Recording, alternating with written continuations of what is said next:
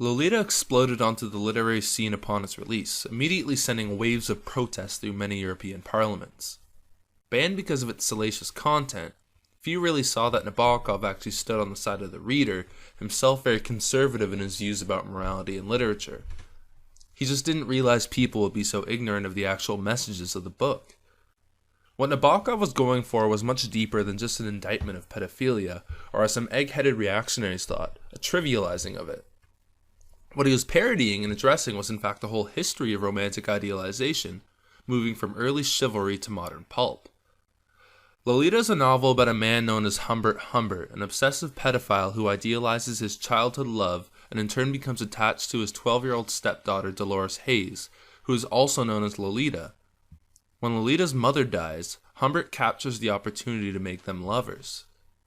The novel is then set in various parts of America, and Lolita is trapped and helpless, though Humbert, with his over-the-top narration, suggests otherwise.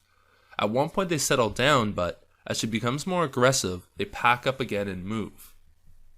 Lolita eventually disappears, and Humbert sets upon finding her, going on a countrywide goose chase until she's found with her supposed former lover, the playwright Qwiklit. In the culminating scene, Humbert will try to exact revenge and get what he believes to be his. As I mentioned before, a fun way of looking at this novel is seeing why people banned it, and then finding proper rebuttals within the novel itself. Yes, the novel is about pedophilia, but it's also about how we as readers of literature are so easily duped by other celebrated works in the same way. Consider Humbert's original childhood love, Annabel Lee, which is a direct reference to Edgar Allan Poe's muse in the poem bearing the same name. While that poem is a staple of high school English classes, what we forget is that she was herself very young when Poe, or as the narrator, poured her heart over her.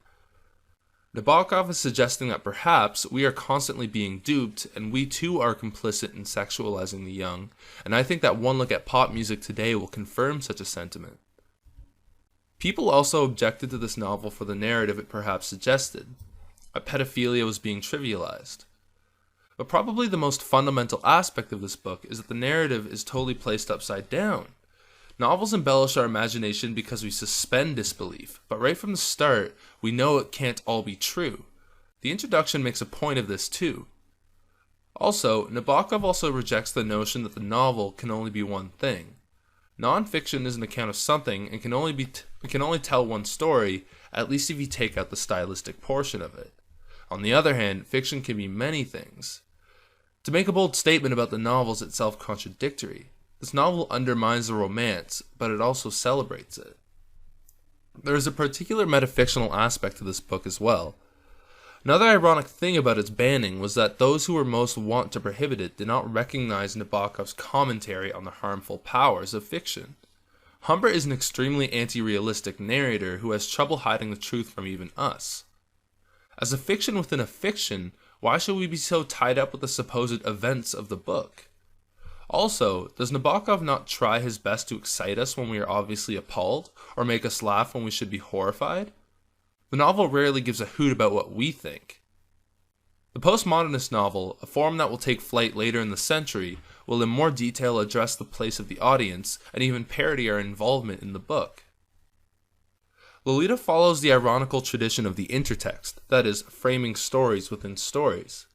Presented as the fictional memoir of a fictional character, the reader is charged to think for himself and to see how Humbert lies to prove he is innocent or likable. While he uses romantic language in an aesthetically beautiful way, we as readers cannot misunderstand the darker side of his reprehensive actions. The power of fiction is that it can seamlessly separate itself from the philosophies of its characters. This novel is important because it foresaw what many seminal post-war novels would turn out to be. Tomes that are much more involved with the reader, that stress interpretation while also satirizing it. It influenced such writers as Gabriel Garcia Marquez and Thomas Pynchon, who take free rein of their profession as fiction makers, as opposed to truth-tellers through fiction. Lolita shows that the serious, truthful voice need not intervene for us to reject a narrator, no matter how beautiful and persuasive their prose may be. It's just a shame that not everybody got the memo.